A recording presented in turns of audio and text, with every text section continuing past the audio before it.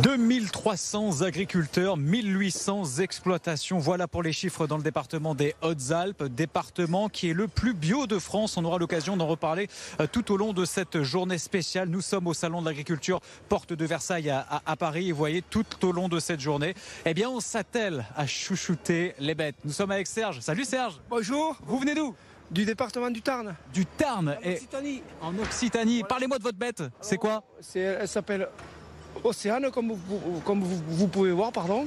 Voilà, donc elle est très heureuse de venir voir la vie parisienne. Bon, et voilà, donc elle a pris une douche Thalasso ce matin. Une Thalasso, elle a de la chance. Et m'avait dit, vous, c'est la passion qui vous anime, c'est ça? La passion qui m'anime, c'est vrai, à 58 ans encore, on a du carburant pour effectivement faire tous les concours et manipuler les animaux, les promener, les montrer au grand public et les montrer à d'autres territoires également. Voilà. Vous avez un sourire qui fait plaisir à voir. On vous laisse tranquille et je vois que Océane recule et je vais pas trop la chatouiller. On continue. À bientôt. À bientôt Serge. On continue un peu notre parcours. Oh, putain. Pardon, je me permets de passer. Vous allez bien? Bonjour. C'est quoi votre prénom? Jean-Raymond. Jean-Raymond, vous venez d'où? De Villautou, à Mirepoix. Est-ce que vous pouvez nous dire ce que vous faites là pour celles et ceux qui ne connaissent pas? Oh ben, on nettoie, on prépare les animaux, on s'occupe que tout soit propre, présentable et de mettre en valeur notre travail et ce qu'on fait à la maison, on le fait ici à l'occasion du Salon d'Agriculture. Important pour vous de venir à Paris pour ce salon, qu'est-ce que ça représente? Ouais, c'est un moment de partage, d'échange, c'est un moment de rencontre où on voit des gens, du métier quoi, c'est un grand moment, c'est important.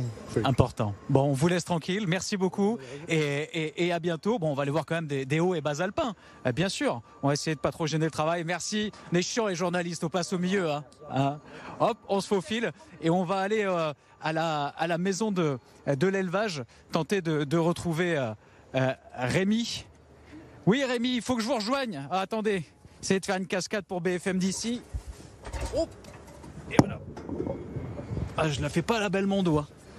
Ça va Rémi, vous allez bien? Très bien, merci. Alors vous êtes, est-ce que vous pouvez nous dire ce que vous faites à la maison de l'élevage? Donc je suis chargé de mission ovin viande dans la maison régionale de l'élevage. Donc je m'occupe de l'animation des filières, des producteurs d'agneaux de Sisteron et d'agneaux de la région PACA. Vous êtes basé à Manosque. L'agneau de Sisteron, qu'est-ce que ça représente pour nous et pour vous?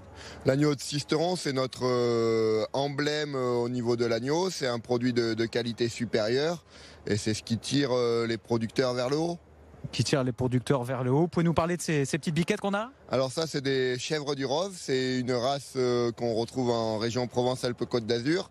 C'est la race qui produit la brousse du Rove autour de Marseille, mais c'est aussi une race de chèvre qui accompagne très souvent les producteurs ovins dans la transhumance. C'est une chèvre qui est toujours un peu en tête du cortège quand on fait la transhumance. C'est une chèvre qui, souvent associée au troupeau de moutons, permet de manger un peu plus la broussaille dans les pâturages, tout ça.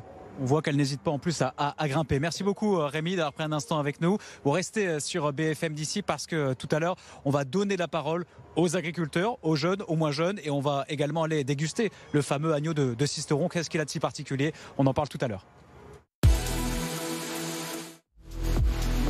Merci Valentin Doyen qu'on retrouve d'ici une dizaine de minutes pour continuer à visiter, à vivre ce salon de l'agriculture aux côtés de nos éleveurs, de nos producteurs basalpins et haut-alpins. On sera ensemble également ce soir pour une émission spéciale à partir de 17h sur BFM d'ici. Au sommaire, ce midi, on va aller voir en détail le stand des Alpes de Haute-Provence sur le salon de l'agriculture, nos produits locaux avec un zoom sur la lavande. Ce sera en début de journal. On ira aussi à l'abattoir de Sisteron où le directeur prend sa retraite. Jacques Pellier, c'est lui qui est à l'origine de l'AOP de l'agneau de Sisteron, l'appellation d'origine protégée. Et puis en fin de journal, direction nos stations de ski. Certaines ont repris des couleurs hier, couleurs blanches. Quelques centimètres de neige sont tombés dans le Briançonnais notamment et ça fait plaisir. Vous offrir un petit sachet de lavande. Les Alpes de Haute-Provence quand même. Un petit peu. Vous n'êtes pas tout à fait dans votre élément. On était juste un peu plus loin, mais on est venu jusqu'à vous. On vous l'a mené jusqu'à vous. Vous êtes descendu. Vous en pensez quoi de la lavande des Alpes de Haute-Provence? Et un courton, toujours pas. Ça ferait plaisir à jouer avec vous. Dites-lui non, c'est 05, c'est pas du tout. Merci beaucoup. Merci beaucoup.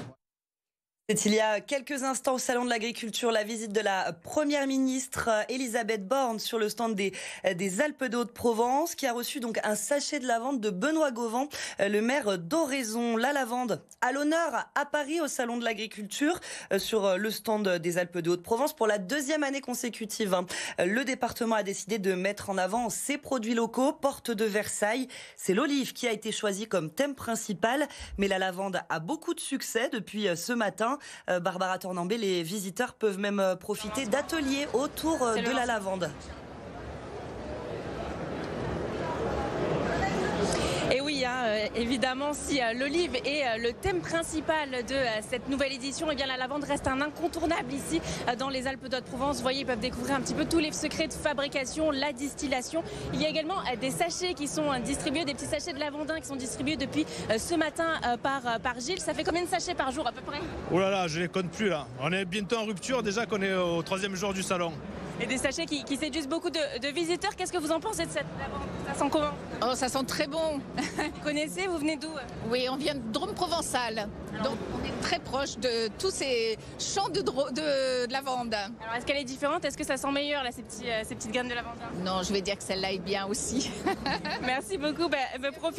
Profitez bien. Voilà la lavande qui est présente ici sur ce stand des Alpes de Haute-Provence. Ce n'est bien évidemment pas le seul produit qui est présent. Il y a également du fromage de Lubaï. On peut déguster de la charcuterie ou encore du vin de Haute-Provence. Tous ces produits sont à retrouver ce soir pour la présentation du fameux magazine Masterchef qui sera présenté ce soir ici dans ce stand au Salon de l'Agriculture.